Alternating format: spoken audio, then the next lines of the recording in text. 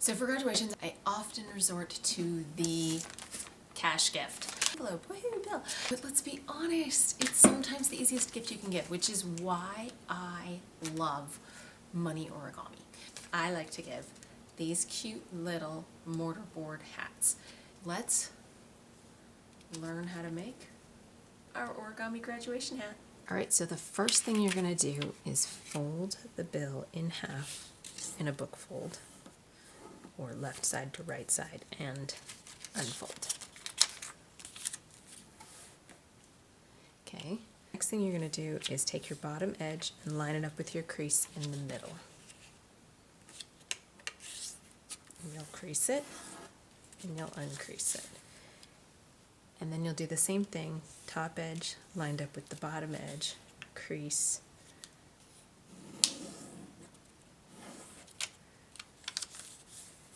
and uncrease.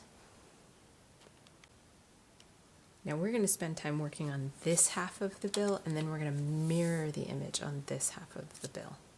Okay, once you've got your X, you're going to look where the X falls on the paper, and you're going to fold the paper back so the X, where the X meets, is the middle of your fold line.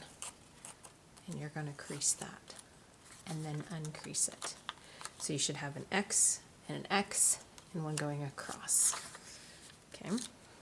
Now we're going to do kind of something similar to a water bomb base in the corner in this new X you've created, just like that. So we took it, we fold down these using our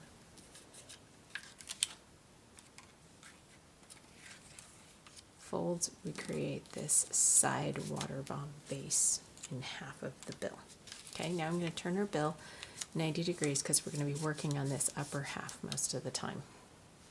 All right, so the first thing you're going to do is you're going to take your top flap on this half, and you are going to fold it over to the other side and press down, because we had no crease in the middle here. Now we do.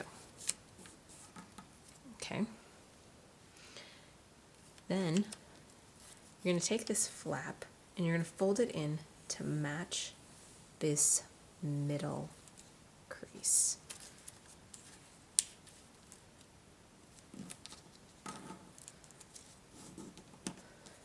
And it'll look like that.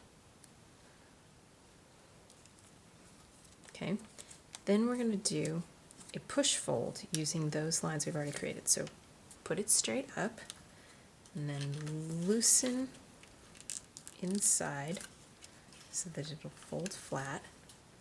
And you push on this crease at the top, and you push it down to fold out like this on the creases you already had in existence. So you're not creating any new creases, you're just folding differently on creases you already had. Okay? And then we fold it back on that center right there. Now we're going to repeat everything we did on this half on the other half. So pick up your flap, fold it to your center crease,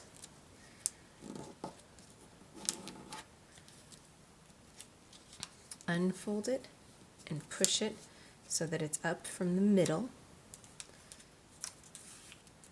Do a push fold. Squash fold is another name for it, so that you're folding onto those creases we just created. And then fold it back like this. So your final at this point should look like that. Now, just to get this out of the way as we work on the other half, we're going to fold it up so it's in line with our halfway in the bill mark, okay? Now we're going to turn our bill 180 degrees, or upside down, so to speak, and we're going to start working on this other half. And we're really just going to repeat all of the folds. So top edge and bottom edge to the center crease and unfold. Top edge to the bottom edge to the crease and unfold. Again. Now do that backwards fold that goes through the center of the X but remains straight so that your sides will match up, and unfold. Then create that half end water bomb base. That's why we had to fold this back. You can see how it easily gets in the way.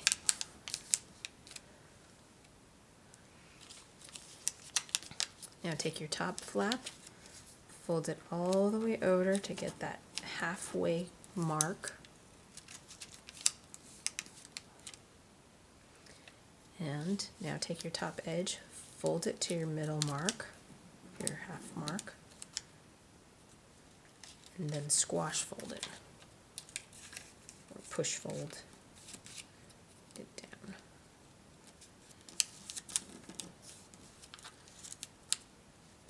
And fold it back over, and then repeat again. So we're doing the same thing 4 times on this model. I really like repeating models. I love modular origami for the same reason.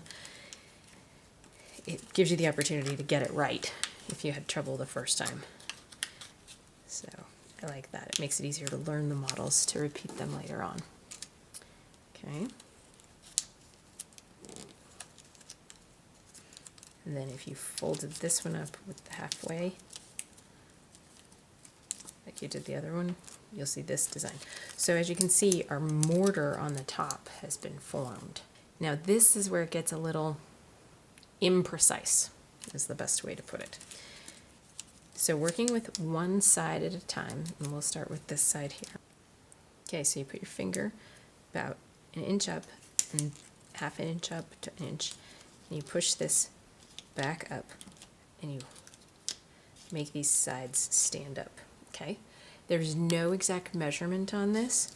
You are just lifting it and kind of squashing down in the inside to get it to stay up. All right, and then working awkwardly, to put it lightly, you're going to do the same thing on the other side. Put your finger here, stick your finger in, lift up just this very top layer, and push down to get things to stand up. This is where having a crisp bill becomes really important. Without a crisp bill, you won't be able to get these to stand up well. Okay, now I always have to look at them and gauge which one looks bigger and which one looks smaller. And I stick the smaller one to the inside of the bigger one. So I'm going to take this one and try and put it in here. Because you never do this exact. This is so breaking the laws of origami. And I'll just stick them together like that. So you see how I now have this one inside of this one. But you need them to stay that way. And they're not going to stay that way as they are. So you will instead fold in about the width of the edge of the bill to get them to hold together, folding both of the flaps at the same time. And like I said, this is the imprecise part. You're just sort of figuring it out and putting it like that. And let's be honest, it doesn't have to be precise. The graduate's just going to unwrap it and turn it into cash to buy something. So there it is, the graduation mortar hat from a bill. You can also glue a little tassel on them and gives them a little more of a look. I'm mostly lazy and I don't do that. So, but if you do it, I recommend using threading floss because it's skinny enough that it looks proportionally correct. Thank you for joining me on Origami Foodie. And if you want to see more, subscribe.